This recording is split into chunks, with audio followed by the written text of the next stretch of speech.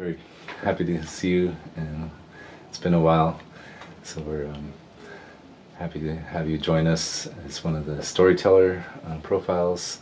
Would you like to share your introduction, who you are, where you're from?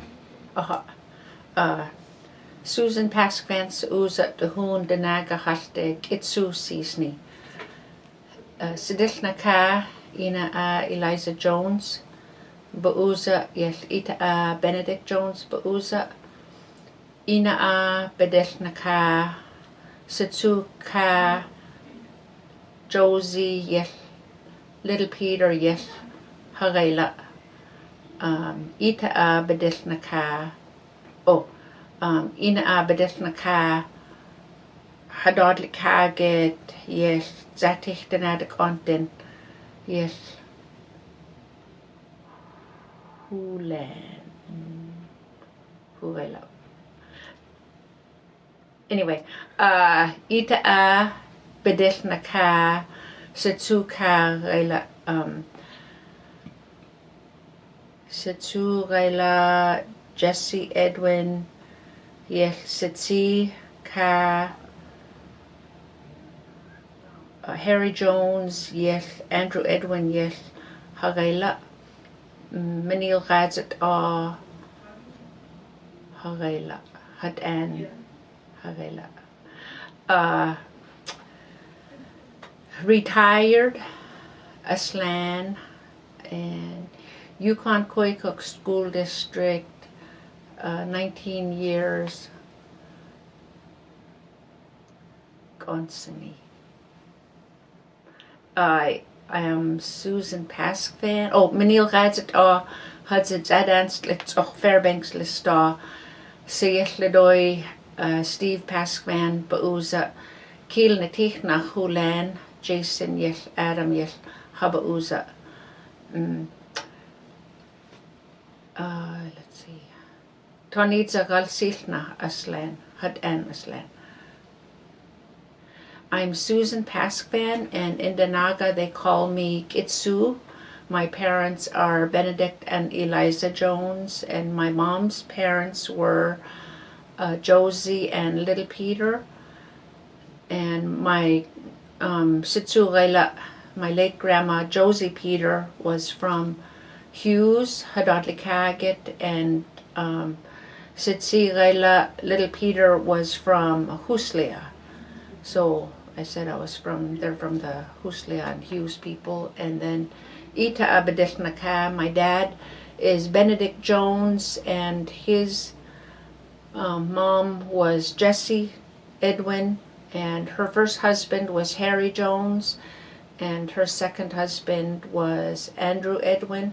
And I worked for Yukon-Koyukuk School District for 19 years. I'm retired now, and I'm of the Tonidzagalsilna clan, which is the middle of the stream clan. And my husband is Steve Paskvan. We have two boys, Jason and Adam. And so we lived in Koyukuk until I was 7 years old, and then my dad, as many of the native men did back then, they left in the summers for work. And so one of the jobs Dad got was working construction for the state, and he built airports all around Alaska. And so they offered him a permanent job, so we moved to Fairbanks when I was in the second grade, and that was a real culture shock. While we were in Koyukuk, I learned English was my first language, but we learned a lot of the commands, ani, come in, and eat, nakidan, that kind of thing. And when we were growing up, we had many visitors at the house because we were one of the few native families that from our area that lived in Fairbanks. So we had a lot of elders stay with us as they went to medical. And then my mom started working at the University of Alaska in 1974. And so we'd visit her at her office with Alaska Native Language Center. And then when I started college, she was teaching, fortunately, so I took her class for 2 years. and the way of teaching back then was grammar. And so we did a lot of lessons. She was writing her lessons then. And so I have a strong foundation with my vocabulary and my verbs, the conjugating verbs, and putting them into the different categories by subject, who's doing the action of the verb, se for I am, ne for you are, there's no prefix for he, she, or it, and then tse for we, for you guys, and ha for they. So I can, when I'm reading a verb, I can figure out who's doing the action, and I can put sentences together. So my level, I need to move to the next level, which is actually having conversations.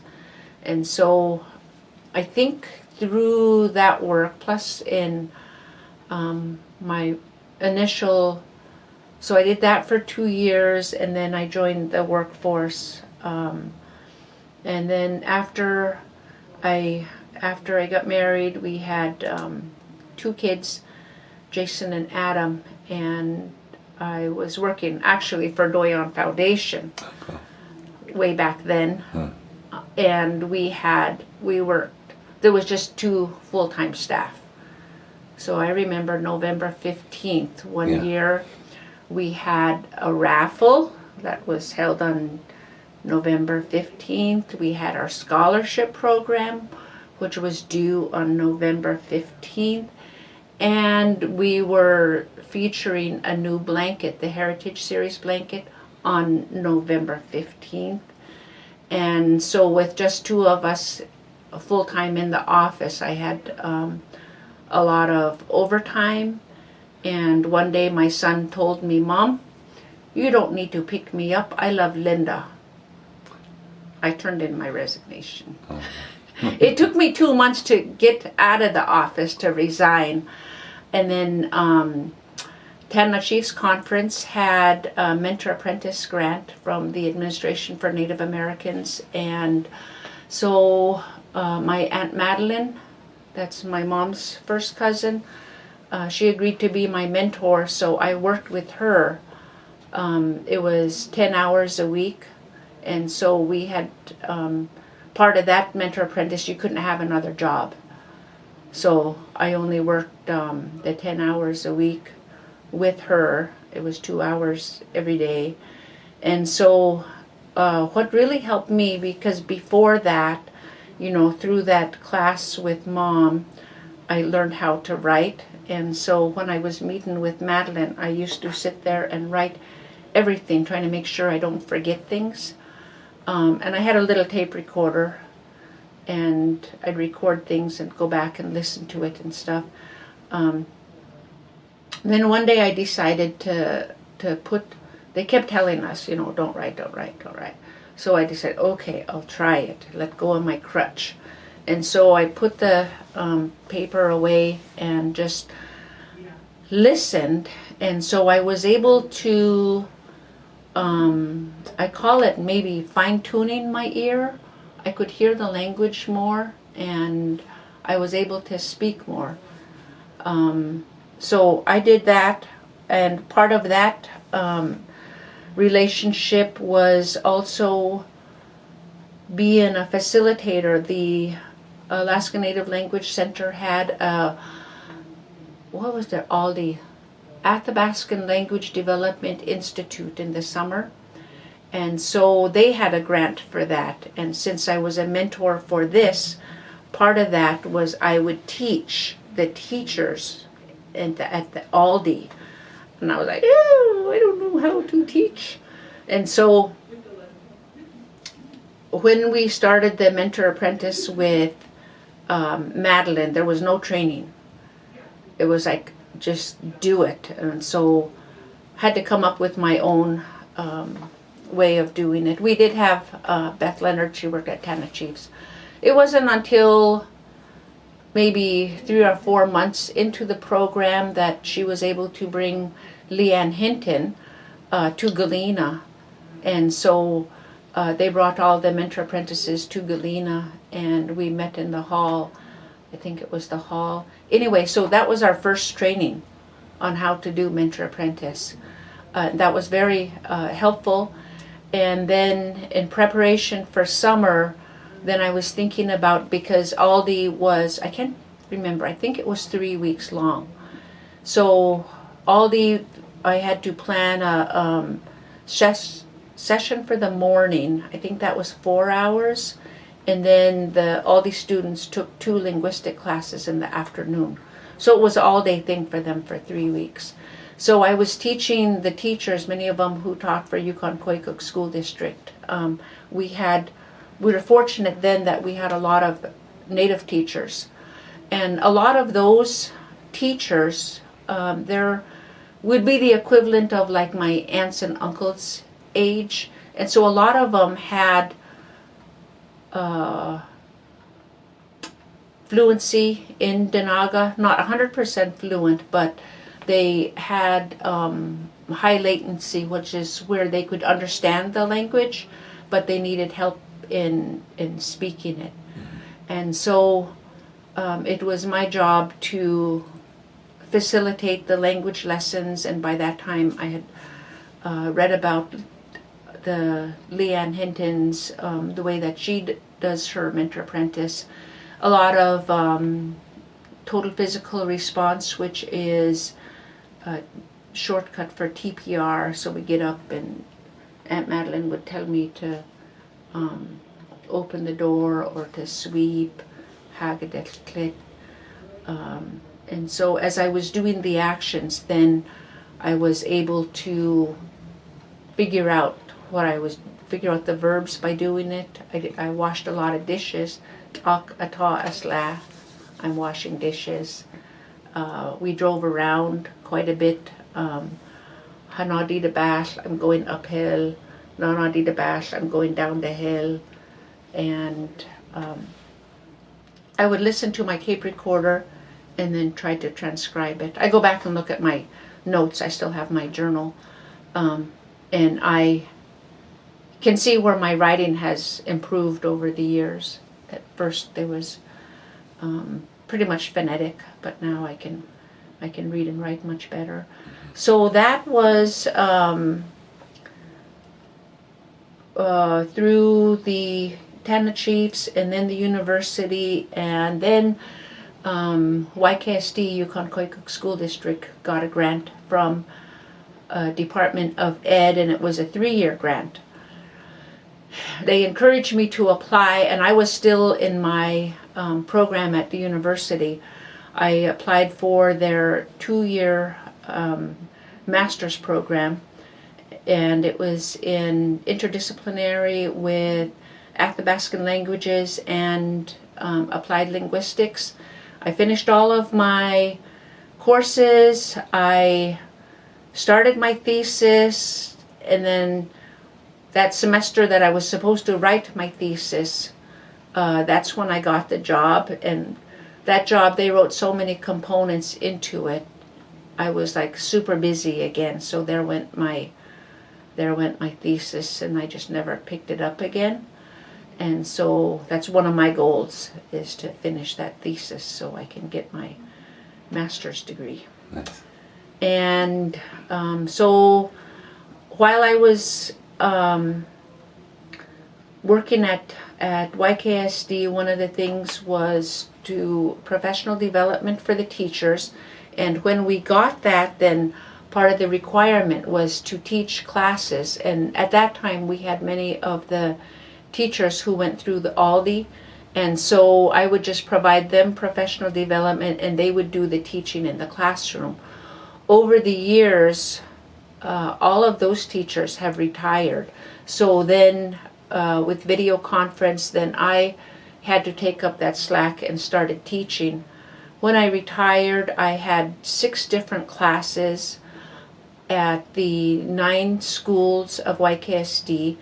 So that was Denaakk'e language and Benti. I had to learn Benti, Kot Anakanaga for the people of Minto. And then Denaakk'e had 3 dialects, upper, central, and lower. And the central dialect has 2 subdialects, the Koyukuk River and the Yukon River. So for Denaakk'e, that was the 2 plus those 2. That's like 4 plus Benti. So that's 5 different versions of Denaakk'e and Benti that I had to teach, that I had to learn. And then so I would have each class for a half hour, and at the end I ended up teaching it by dialect. When I first started, I was teaching by grade level, but that was too much. You say this way, your students in Huslia, you say this way, and in Nolato you say it this way. So it was too confusing for them, so then I separated it by dialect. And I think at one point I had like 175 students a semester. Wow. Yeah, and so it was the preferred method of teaching is in person, because you can go around and listen to each student. And so the video conference is not the best, but it is what we have, because you couldn't hear each individual students, and you had to go out and travel. I had to travel to each village twice a year. So at that time we had 10 villages, so that was 20 trips a year. Because you have to build a relationship with the students. Anyway, so I decided that this last semester, I had decided that our elders, with COVID and everything, we've lost a lot of elders, speakers, and so I really felt a time crunch to build up my own proficiency, because my late professor told me the best way that you're going to save your language is if you yourself become fluent. And I don't feel like I'm there. I feel like I'm maybe intermediate level, but I need to jump to that next level. So that's why I'm now working with Aunt Marie. We're both volunteering, and so I pick her up, and we start out by walking. We're up to a mile, and so as we're walking, it's been really good because we walk all over. So yesterday we're walking at Tanna Lakes, and there was a zachka that was flying around, a camp robber, and it was flying from tree to tree. And she said something, I didn't understand her first sentence, but she said, Baba Aka Hanish An. That means it's looking around for its food. So I'll have to go back, I videotape it. I'll have to go back and listen to the first sentence, see if I can figure it out. So that's how we're learning, is through our walking. And then we had our first set-down session today. And so I think about, before I do the lesson with her, I try to plan it. And so in my one of my things that I know are the position verbs, I mean not the postpositions next to. Okay, so here's an example of a lesson that we did today. So I asked her, Debagani, and she would say, Guys Kilias, this is a small boy. Dot an, that's our word for today, dot an. What is he doing? She said, Kilahan. And then I asked her, Kil Hadi, Kil Hag Allahan, Kil Hadi, Kil Hanels en Lahan. He's standing in front of the house. Kil Hanits en Lahan. Kil Yachkliag a Lahan. Kil Hayil Lahan. he's standing in the house. So I think about those, and then I bring it, and then she introduced me to another word today that I got to figure out, adze. So she would say, Kil Zagati Adze Lahan. And so I know Zagati, it means porch. And so he's standing, I don't know what the adze is, so I'll have to figure that out. But anyway, he's standing by the porch, I'm guessing. But that might just be, I'll figure it out. I'll look it up in the dictionary. Nice. Adze. So yeah, she'll, I think I know what she's going to say, then she'll do something like that. And then I was like, okay, now we'll tell a story.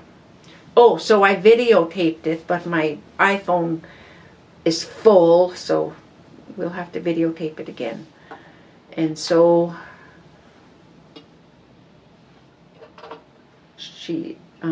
so I had my little props here, and the dad told the boy,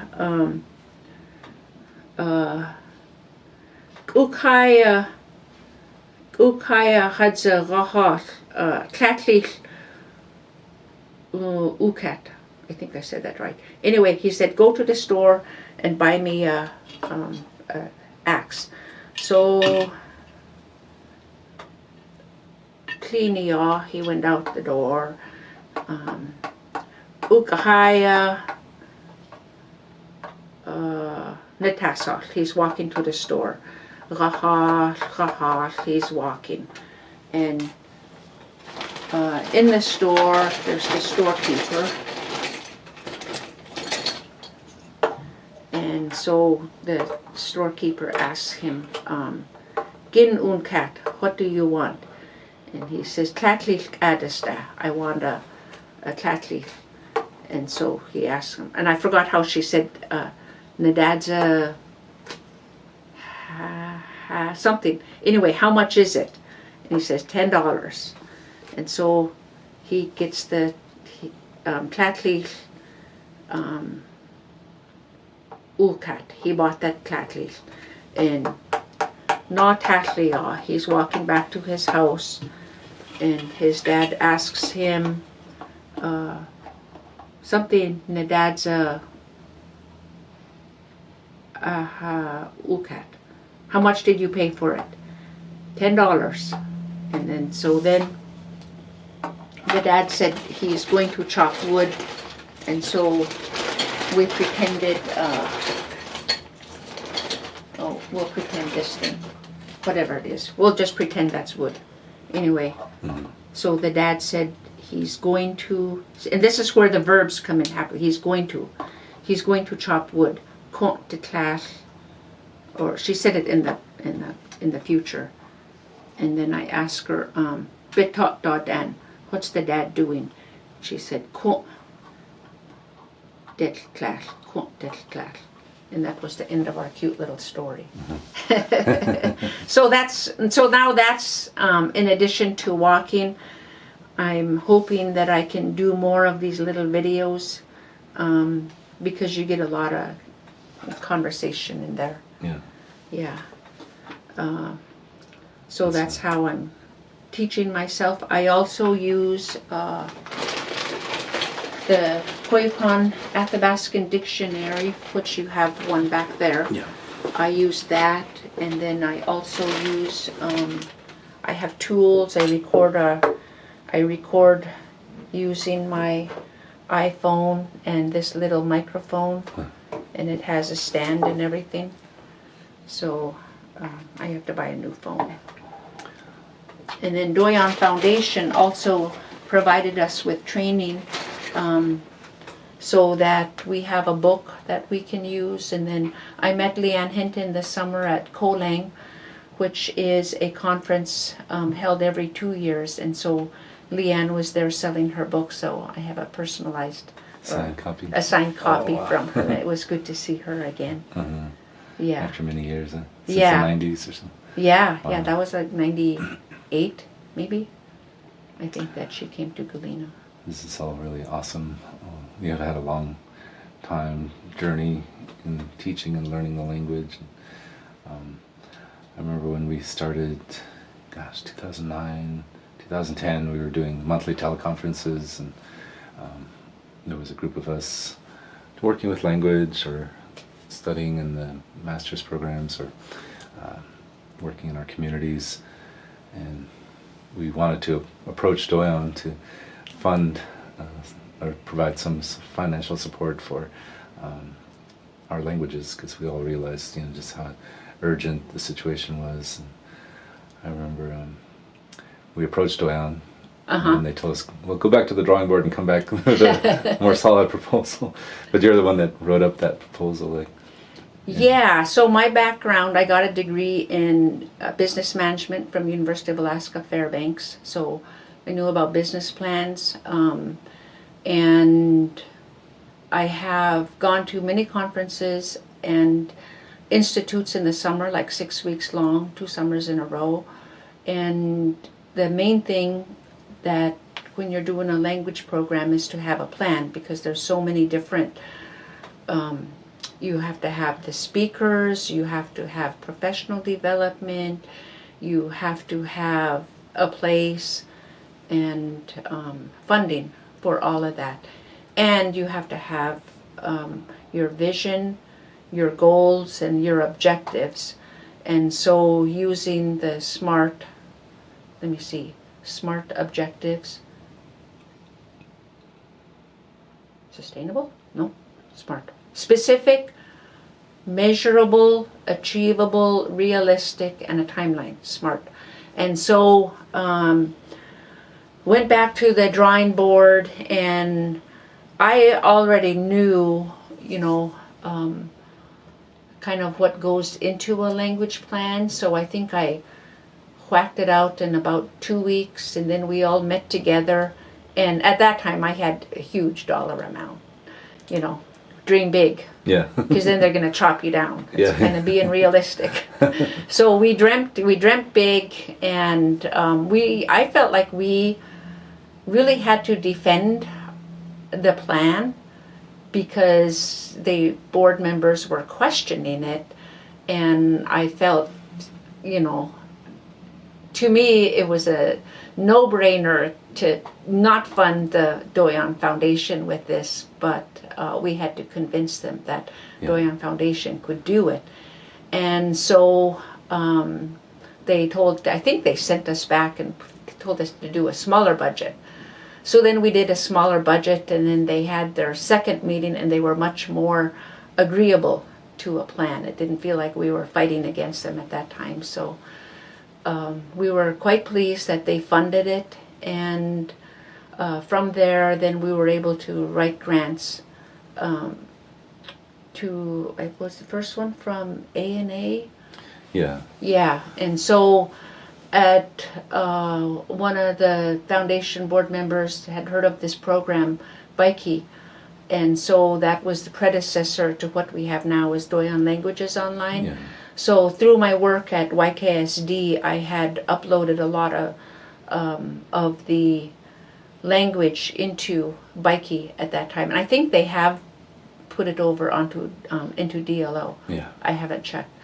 And so with that grant, then we were able to work with the elders. I was working with Aunt Marie, and one of the things I remember, it said you have to do a video, and I was busy working on my job, traveling, this is all after hours and weekends. And so I went to Minto, and I was leaving Minto, and there was Dich on the road, the chicken, spruce grouse. Oh, yeah. Yeah, anyway, it flew into the car. So I jumped out, and then I threw it in the back, and then I was driving into town. Oh, I'll make that into my video. It'll be a process video, a task. And so Mom was in town, so we went over to the house and got the video camera, everything set up. So every step of the way, they would talk to each other in Denaakk'e. I'm plucking it, askuts, askuts. And then as they were cutting it, they would name the part, baka, itut, I think maybe. I'm cutting the foot off. I'm probably not saying it right. Mhm. Anyway, but so they did the whole thing, and so that was one of my videos. Yeah, I'm so glad you did all of that because it really opened the door. You know, once Doyon approved funding the language program, and they've been generously continuing to do so since then. It's 10 years now. Wow, It's been yay, yeah. a decade.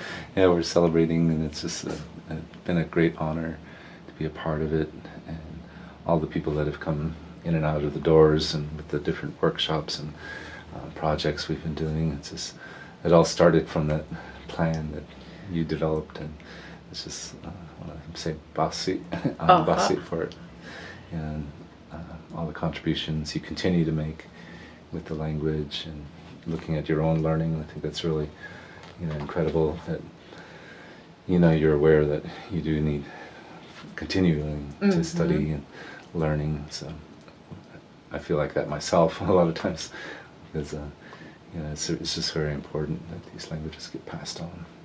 Oh yeah, there's so much. I've been reviewing notes. You know, Mom worked at the university for 25 years, and so she recorded many elders, and through my work at YKSD, I recorded many elders. And so what I would like to do is, I'm real passionate about it, is this stuff is not meant to be sitting on a shelf. It needs to be out there, not only the language, but the lessons that are in it, because sometimes we get too far away, and maybe somebody needs grounding and they need to hear some old elders' advice. And so my hope is to make little video clips and make an online archive. Right now I use Mukutu, and it's called Denaakk'e Treasures, and so I can upload videos on there, text, and so I'm hoping to work with Mom's files and work with Mom on stuff that's not written down, not transcribed, and work on getting those transcribed and getting them translated so they can be accessible to people. And having a online archive, a digital archive, is different than, say, going to the Alaska Native Language Center, who just celebrated their 50th anniversary. Because with a digital archive, then you're reaching a broader audience. And so that's my passion, my goal, is to take what knowledge has already been documented and to share it with more people. And so, you know, through all of the trainings and my own language learning, I feel like I'm in a position, being retired. I was reviewing this. It's like at this point in my life, we're empty nesters, just Steve and I, and so I have the time on my hands. I'm organizing things. I'm getting quite excited with it. I'm setting goals with Betty Huntington. She's helping me set my goals, and so that's just a passion for people to all over, not only in Alaska, but actually all over the world, like that COLANG, that conference, that's a worldwide international conference, and people are working on saving their languages all over, and we all have the same, many similar issues, and it's just something I think that I'm very fortunate to be able to do this, to be able to retire and be able to set up an office in my house and have the equipment that I need, you know, to do the recording and to have the sound program and be able to divide it up and upload it onto the internet. And then if there's things, you know, what I do post on that Mukutu, you're able to control the content, how to classify stuff, and the control the access. So if there's, say I'm working on genealogy, say it's only specific for this family, then I can make it so only this family can get that. If there's something in a village that the tribe wants to have, only the tribal members have access, then you can do that with that Mukutu. I'm also working on putting little videos up until today. I could put them on my Facebook, but then I also have a YouTube channel, so I'll put little videos on there. So people don't have to search all over. They don't have to friend me. They can just follow me on YouTube, and then I can put little videos on there if they are interested in learning Denaakk'e. Yeah, maybe you could share those links when we air this interview. We can have it in the article. Oh, okay. Okay, we can do that. Yeah, that'd be great. Yeah. Also hoping to have some in-person, because like I said, in-person is the way to go. I'm fortunate to have Aunt Marie that I can work with her and then call my mom over the phone, but I also want to have an in-person. So I just got to set up a time with Denaakk'e downtown and have both Denaakk'e and Binti. That's awesome. Yeah.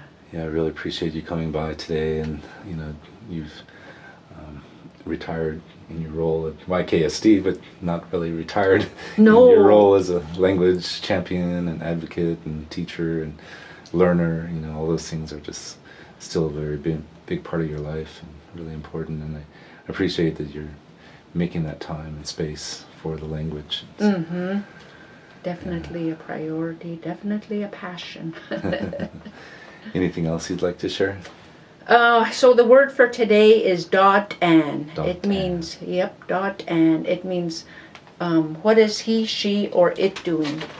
And Okay. it's a good word to know for language learners, because you can ask Denaakk'e, what is the man doing? He's standing. Shlik.an, what is the dog doing?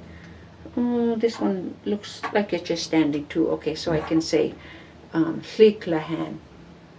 And so that's a pretty powerful word, dot-an. Dot-an. Awesome. Okay, isigura. Pasit. Aha. Pasit cho. For more Storyteller profiles, visit doyonfoundation.com/storyteller.